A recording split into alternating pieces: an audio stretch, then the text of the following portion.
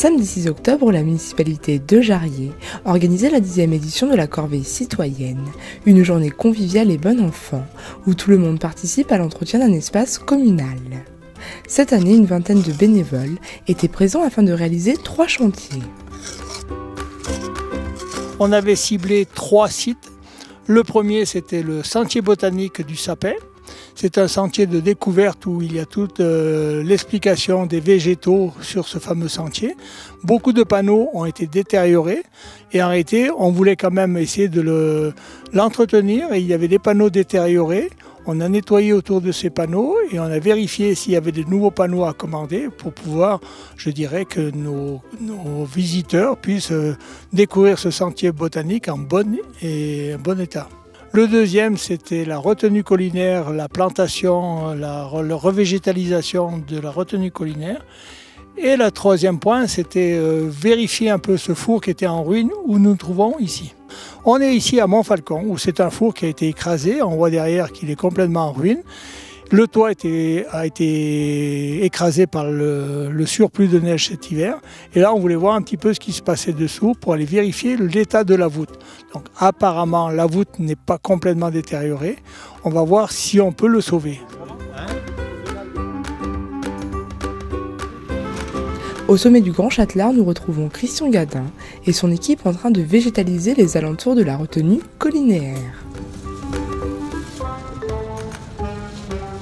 Donc tout le monde a mis la main à la pâte. Monsieur le maire a le motoculteur, il y en a plein qui ont des râteaux et on en gazonne.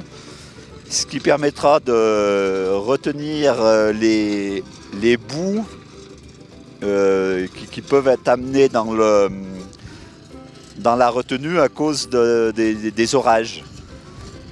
La végétation est en train de reprendre le dessus, mais on va l'aider en rajoutant un peu de graines. Donc voilà, la première opération c'est ça. Et en même temps, on en profite pour purger la retenue. Il reste beaucoup d'eau et pour passer l'hiver, on va pratiquement le vider. Direction à présent la somptueuse forêt du Sapé, où René, passionné de ce lieu, nous explique comment déterminer l'âge d'un arbre.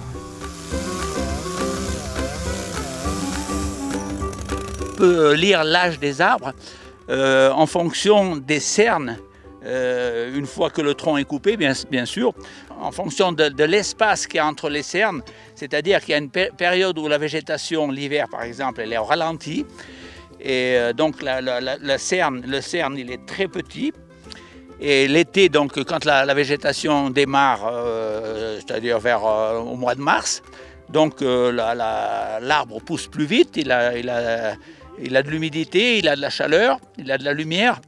Et là, les cernes sont beaucoup plus espacées.